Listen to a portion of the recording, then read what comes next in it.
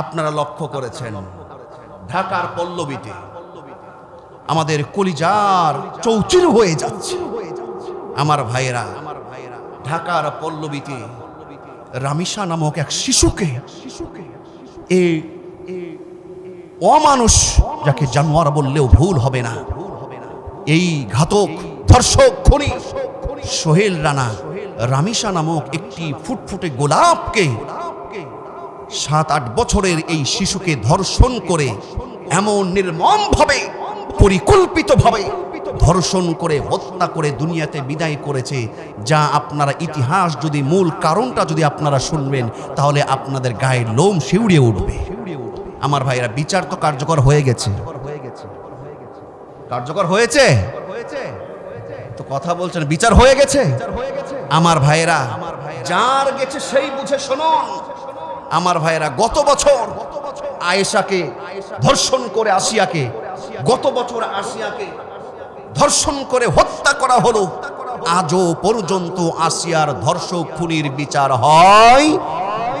অত্যন্ত দুঃখজনক হলো সত্য, এই বাংলার পার্লামেন্ট থেকে যতক্ষণ পর্যন্ত আল্লাহর ইচ্ছায় বিচার ফয়সালা কার্যকর হবে না, এই সমাজ থেকে, দেশ থেকে খুন গুম ধর্ষণ কখনো বন্ধ হতে পারে না।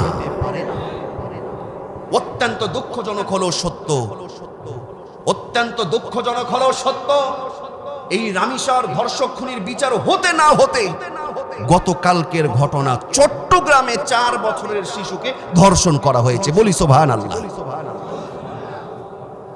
নাউজুবিল্লাহ। চিন্তা করতে পারছেন কেন বন্ধ হচ্ছে, কেন বন্ধ হচ্ছে না? এর একটাই কারণ, বিচার ফয়সালা আমার আল্লাহর ইচ্ছায় কোরআন দিয়ে সুন্নাহ মোতাবেক হচ্ছে না। কথা বলুন, ঠিক না বেঠিক? মাননীয় প্রধানমন্ত্রী জনাব তারেক রহমানকে ধন্যবাদ জানাই। উনি চমৎকার সুন্দর একটা কাজ করেছেন। উনি রামিসার বাড়িতে গেছেন, উনি ধন্যবাদ পাওয়ার কাজ করেছেন, কিন্তু উনি আরো প্রশংসা পাবেন, আরো ধন্যবাদ পাবেন তিনি। শুধু আমরা ধন্যবাদ দেব না, তিনি পৃথিবীর ইতিহাসে তিনি ধন্যবাদ পাওয়ার একজন ব্যক্তি হিসাবে তিনি চিহ্নিত হবেন। শুধু তাই নাই, এই আমাদের মাননীয় প্রধানমন্ত্রী তারেক রহমান যদি আরেকটা কাজ করতে পারেন, যুগ যুগ ধরে এই বাংলার ইতিহাসে প্রেসিডেন্ট তারেক রহমানের নাম সোনালী অক্ষরে লেখা থাকবে। সেটা হলো শুধু তার পরিবারে গিয়ে সান্ত্বনা দিয়েই নয়, উপযুক্ত দ্রুত এই ঘাতক সোহেল রানাকে বাইতুল মুকাররমের সামনে নিয়ে গিয়ে অথবা শাহবাগ মোড়ে নিয়ে গিয়ে উপযুক্ত দ্রুত শাস্তির ব্যবস্থা করতে হবে। এর ফয়সালা, এর সর্বোচ্চ শাস্তির ব্যবস্থা করতে হবে। কথা বলুন, ঠিক না বেঠিক?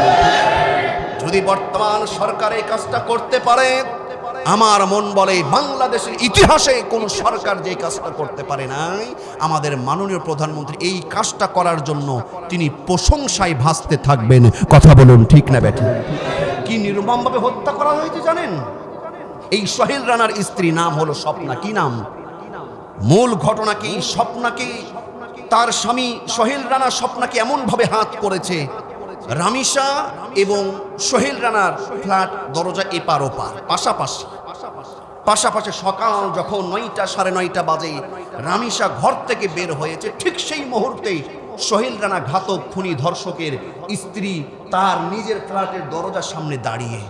রামিসা বের হয়েছে, ছলে বলে কৌশলে তার মোবাইলটা বন্ধ করেন, ছলে বলে কৌশলে, ছলে বলে কৌশলে এই রামিসাকে ঘাতক সোহেল রানার স্ত্রী বুঝিয়ে শুনিয়ে তাকে কিন্তু তার নিজের ফ্ল্যাটে নিয়ে গেছে।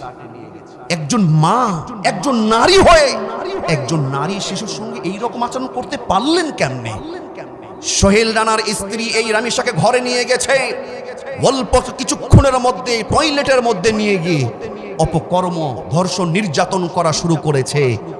ধর্ষণ হওয়ার পরে রামিসা যখন ছটপট করা শুরু করেছে, বাইরে কথাগুলো জেনে যাবে, নিজের এই ঘটনাটাকে ধাপাচাপা দেওয়ার জন্য এই অমানুষ, এই শয়তান সোহেল রানা ঘাতক খুনি ধারালো ছুরি দিয়ে রামিসার গলাটাকে কন্ট্রোল করে তার মস্তটাকে আলাদা করে ফেলেছে।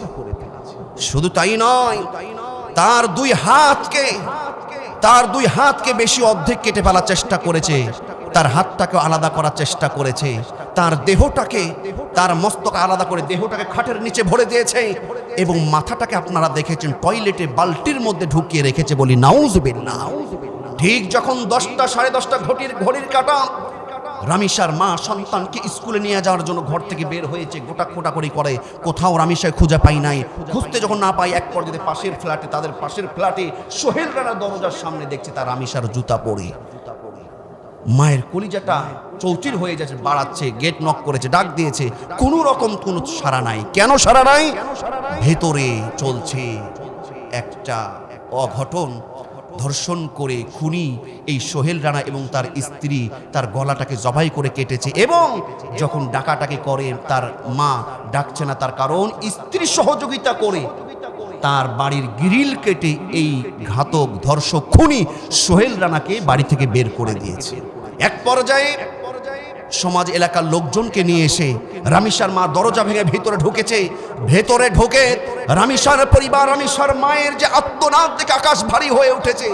ভেতরে ঢুকেই দেখছি যে টয়লেটে বাড়ির আশেপাশে রক্তই ছয়লাভ হয়ে গেছে।